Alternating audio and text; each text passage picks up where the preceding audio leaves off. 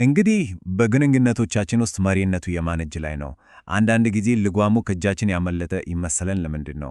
ዛሬ በዶክተር ሃሪየት ቢ ብሬከር መጽሐፍ ላይ ተመስርተን ይህንን ስሜት እንዴት መለወጥ እንደሚቻል በጥልቀት እንመለከታለን።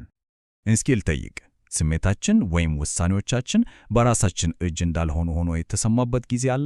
ልክ እንደ አንድ የማይታይ ኃይል የሌላ ሰው ፍላጎት የእኛን አቅጣጫ የሚመራው የሚመስልበት ሁኔታ ማለት ነው። ዛሬ ይህ ስሜት ከየት እንደሚመነጭ እንመርምራለን። እናም ወደ መጀመሪያው ክፍላችን ስንገባ የእኛን ገመድ የሚጎትተው ማን ነው? ይህ ስውር ቁጥጥር በእርግጥ ምንድን ነው? በሥነ ልቦና ባለሙያዎች ማኒፑሌሽን ተብሎ የሚጠራውን ጽንሰ ሐሳብ እስኪ እንፈታተው። እሺ፣ ማኒፑሌሽን ስንል ምን ማለታችን ነው? እስኪ እንደዚህ እናስበው። ልክ እንደ አንድ ስውር ጨዋታ ማለት ነው። አንደኛው ተጫዋች የራሱን ግብ ለመምታት ብቻ የሌላውን ሰው ስሜትና ውሳኔ እንደ መጫወቻ አርጎ ነው የሚጠቀመው። ዋናው ነገር ግቡ በፍጹም ግልጽ አይደለም። ውጤቱስ አንዱ ወገን ሙሉ በሙሉ ኃይሉን ሲያጣ፣ ሌላኛው ደግሞ ተቆጣጣሪ ይሆናል ማለት ነው። ግን እዚህ ጋር አንድ ነገር መለየት አለብን። ሁሉም ተጽዕኖ መጥፎ ነው ማለት አይደለም፣ በፍጹም። ወሳኙን ጥያቄ ከጀርባ ያለው ዓላማ ምንድን ነው የሚለው ነው። ጤናማ ግንኙነት ውስጥ ተጽዕኖ ግልጽ ነው፣ ለሁለቱም ወገን የሚጠቅም ነው።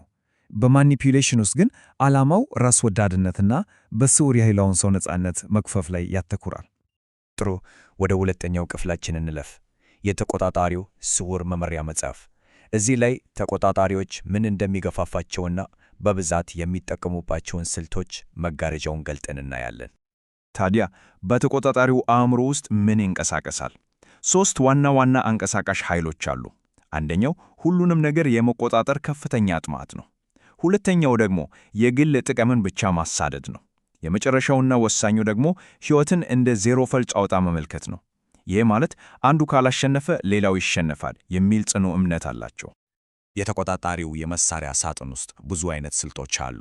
አንዳንዴ በማር የተቀባ ምላስ ይጠቀማሉ፣ ማሞገስ፣ ማማለል፣ ስጦታ መስጠት። ሌላ ጊዜ ደግሞ እንደ ዛቻ ወይም ስሜታዊ ጫና ያሉ ከበድ ያሉ መሳሪያዎችን ያወጣሉ። እንዲያውም ዝምታን ራሱ እንደ ቅጣት ሊጠቀሙበት ይችላሉ። እነዚህ ሁሉ አንድን ሰው ወደሚፈልጉት አቅጣጫ ለመግፋት ብቻ የታለሙ ናቸው። እዚህ ላይ አንድ በጣም አስገራሚና ኃይል ሰጪ ሐቅ አለ። ብዙ ጊዜ ኃይሉ ያለው ተቆጣጣሪው እጅ ላይ ይመስላል አይደል? ነገር ግን መጽሐፉ እንደሚለው የማኒፑሌሽን ፓራዶክስ፣ እውነተኛው የለውጥ ኃይል ያለው ቁጥጥሩን መልሶ መውሰድ በሚችለው ሰው እጅ ነው። ይህ በጣም ትልቅ ነጥብ ነው። ክፍል 3 በቀላሉ የሚነኩ ቁልፎቻችን። ተቆጣጣሪዎች የትኛውን ድክመታችንን ወይም ስስ ብልታችንን አይቶ ነው በቀላሉ ይጫወቱብን? እስኪ እነዚያን ቁልፎችን ላይ እስኪ እነዚህን 7 ቁልፎች እንመልከት። ዝርዝሩን ስናይ ይሄ እኮ እኔ ጋር ይመሳሰላል የምንልበት ነጥብ ሊኖር ይችላል። ለምሳሌ ሰዎችን ሁሌም የማስደሰት ፍላጎት አለ? አይ ማለት ይከብዳል።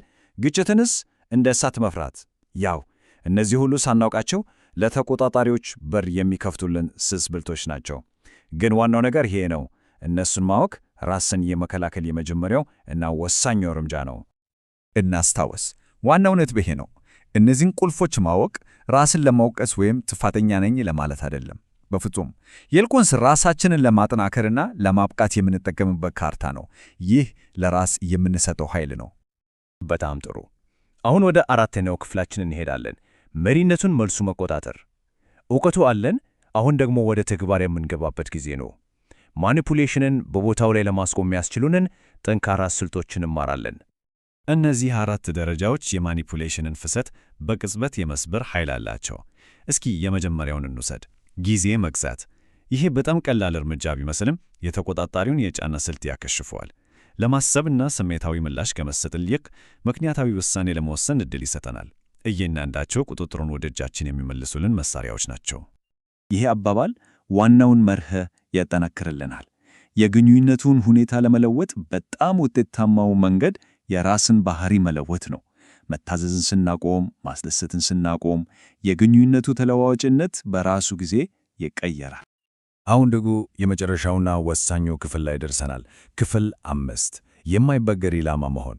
ይሄ ማለት ጊዜያዊ መፍትሄዎችን ትተን ለማኒፑሌሽን በቋሚነት የማይበገር አስተሳሰብ እንዴት መገንባት እንደምንችል የምናይበት ነው።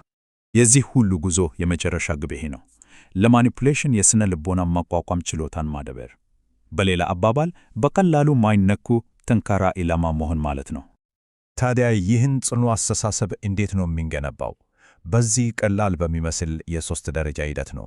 በመጀመሪያ የድሮውን ተጋላጭ የሚያደርገንን አስተሳሰብ እንለየዋለን። በመቀጠል ለምን እንደማይጠቅመን እንመረምራለን። በመጨረሻም ሆን ብለን በኃይል ሰጪና በጽኑ እምነት እንተካዋለን። ይህ ከውስጥ የሚጀምር እውነተኛ ለውጥ ነው። ልዩነቱ ምን ያህል ትልቅ እንደሆነ እስኪ በተግባር እኔ ሁሉንም ሰው ማስደሰት አለብኝ የሚለው እምነት ልክ እንደ እስር ቤት ነው። ነገር ግን ይህንኑ ወደ የሌሎችን ፍላጎት ማሟላት የሚችለው ከራሴ ፍላጎት ጋር ሲስማማ ብቻ ነው ብሎ መቀየር የነጻነትን በር እንደ መክፈት ነው። ኃይሉ ከግዴታ ወደ ምርጫ ይሸጋገራል። በመጨረሻም ይህንን ጉዞአችንን በአንድ ጥልቅና ሜላ የሚያስፈልገው ጥያቄ እንቋጨው። ይህ ጥያቄ የራስን ዋጋ፣ የጋራ ኃላፊነትን እና ለለውጥ ጊዜው አሁን መሆኑን ያስታውሰናል።